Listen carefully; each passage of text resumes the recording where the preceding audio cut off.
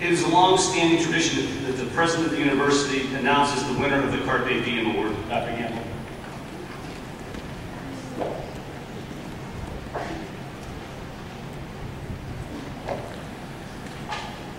From the time a student is recruited at Mercyhurst to the day he or she graduates, and long thereafter, the familiar words Carpe Diem are emblazoned in their minds and in their hearts. The Sisters of Mercy gave the university a terrific motto in Carpe Diem, as it is not only a university motto, but also a lifetime motto that serves each of us well.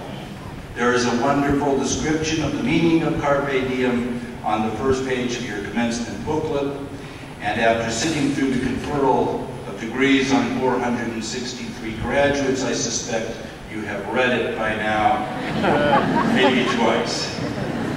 Actually, I hope you will read it several times, because it says exactly what this award is about and its winner. To seize the opportunity to capture the essence of living a full life, embrace each day, and be diligent about doing so. For the genius of life and the secret to its success is to capture every precious opportunity. It represents a moment in time that translates into an opportunity that may not ever come again. Therefore, seize the opportunity. This is what the sisters meant when they made Carpe Diem the motto of Mercyhurst. This year's Carpe Diem winner is exactly the type of student the founding sisters had in mind when they established this award shortly after they began this university in 1926. In their words, this most coveted student award shall be given in recognition of intellectual competency and personal integrity. The early Sisters of Mercy were looking not only for a competent student, but also for a well-rounded person who would epitomize the qualities of mercy. Our 2012 Carpe Diem Award winner is an exceptional young woman who truly embodies the mission of Mercyhurst University. Meghan Hess.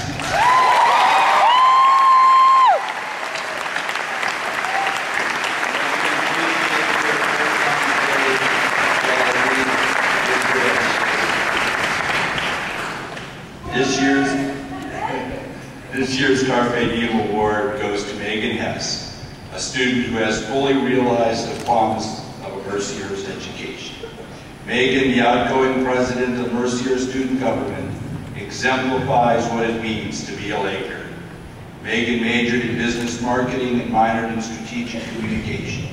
She hopes to one day work in public relations, ideally for Madison Square Garden, but she was also extremely involved outside the classroom. She was active in everything from Student Ambassador Club and Student Activities Council to the Business and Accounting Club. She also completed 2 levels of the nationally recognized Leadership Certification Program. As President of Student Government, she served this year on the College Board of Trustees, bringing student viewpoints to the table as we discussed issues like university status, the calendar, and the voice of the student body to the Strategic Planning Committee and the Middle States Review Committee. Last summer, Meghan immersed herself in the Mercy tradition, traveling to Dublin, Ireland to join Mercy student leaders from all over the globe at the Mercy International Leadership Conference. The Hesses are a true Laker family. I'd like to congratulate Meghan's proud parents, Jack and Kathy Hess, and thank them.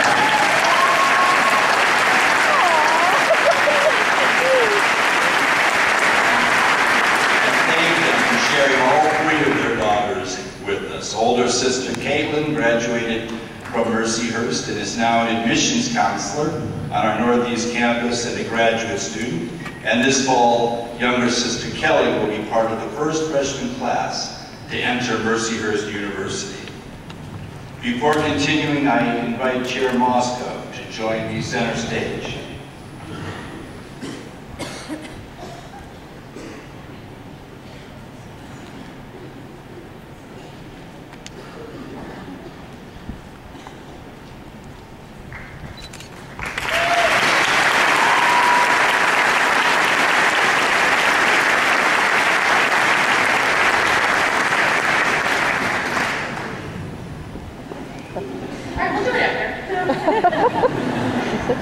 Thank you, Dr. Gamble, for all of those kind words. I am so incredibly honored and humbled to be given this award. Welcome, everyone. Welcome, my fellow graduates, trustees, associates, administrators, faculty, staff, parents, and guests. And a special welcome to everyone joining us in the Connecting Ballroom to share in our celebration. Let me begin by being honest. This is the greatest honor I have ever received, to come before my peers and their guests to share my story. However, this may have been the most nerve-wracking thing I have ever had to do. I think the hardest part was to come up with something to share with you without crying, mostly because I hate my cry face. But I am excited and have been eager to share a little bit of the journey I took with each of you, the class of 2012. The past few weeks have been full of people saying to me, "You ready, Meg? You excited to graduate?" And typically my response would be, "I don't know if I will ever be excited to leave Mercyhurst." Many of my peers can agree with me in wishing that we had just one more year, or share my frustration of seeing Facebook posts counting down the days until summer. Here's what I think. I think I am lucky to not want to leave. I think this proves what kind of time I had at Mercyhurst and what kind of story I can tell years and years from now. My Mercyhurst experience could be described as a puzzle. Humor me for a moment. If you look at a puzzle, each piece might not be glamorous, but when you put all the pieces together, a beautiful picture is created. There are also two kinds of puzzle pieces: the straight edge pieces that are easy to assemble, and the middle pieces which take a bit more time to figure out. But both are equally as important in creating the final picture. So those easy edge pieces of my Mercyhurst puzzle are the most obvious ones that I share with every college student. Those pieces include my education, my extracurriculars, and perhaps the people I met. But what is more exciting are the pieces that are harder to put together. Those are the pieces that make us as Mercyhurst students unique to all other students around the world. And more specifically, these hard pieces are what makes each of our puzzles different than the people sitting next to us. These smaller, more challenging pieces are memories we created that are not necessarily major happenings like the pieces on the edge, but these ones are still memorable. My middle pieces include the countless hours I spent dancing and singing in the second floor Baldwin lobby.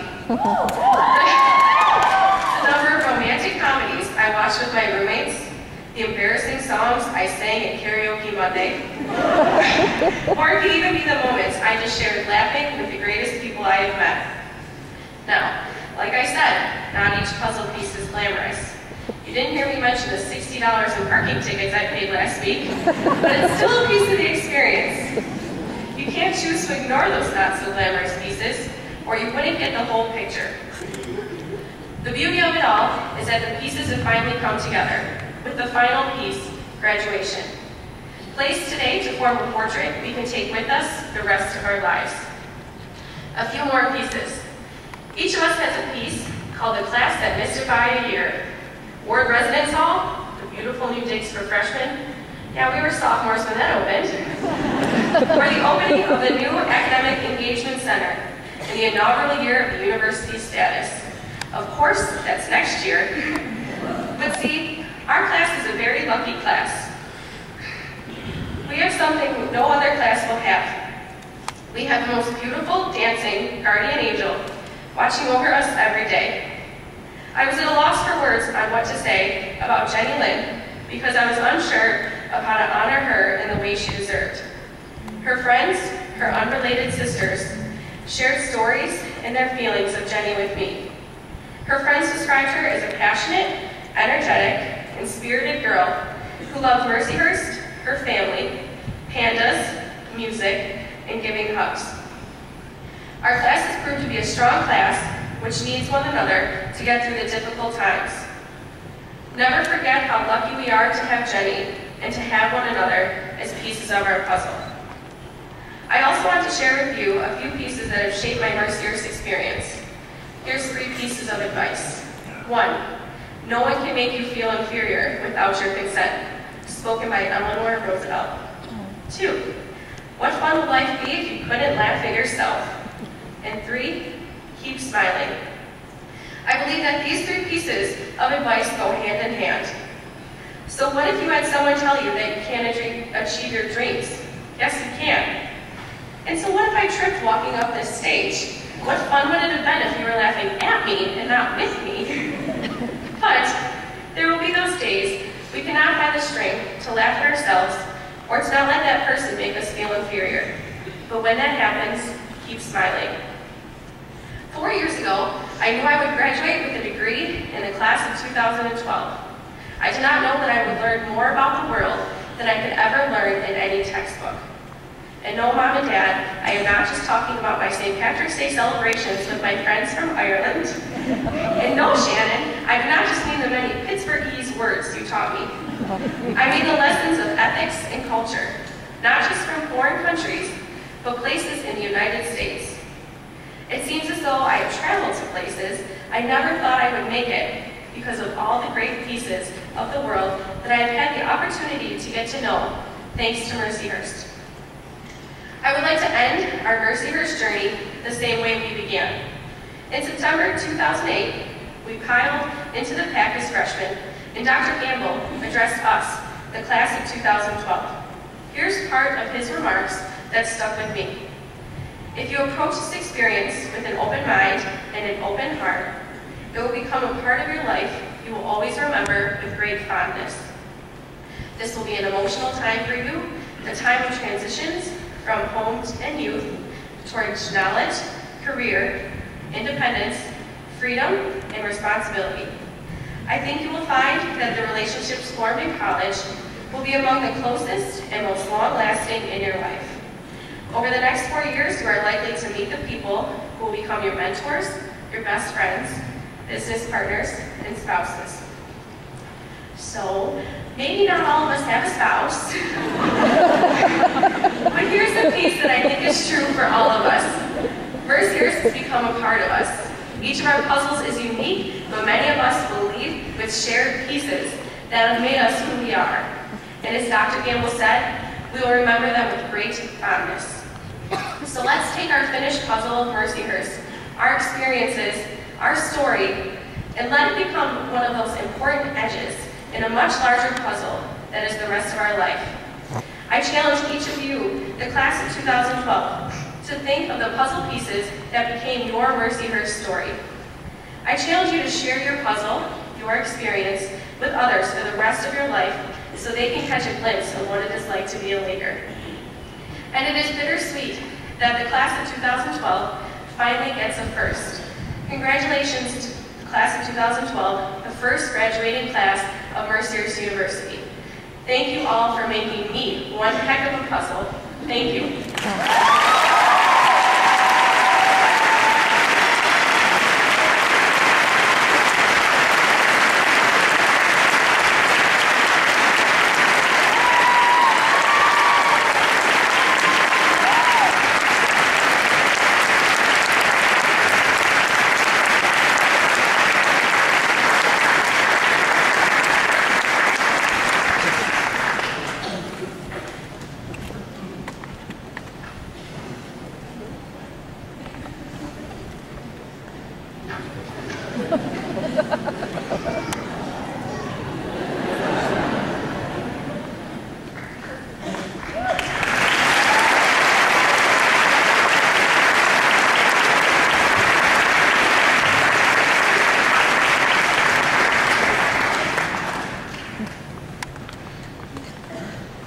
Monsignor Robert Smith, Vicar General of the Erie Diocese, will now give the benediction.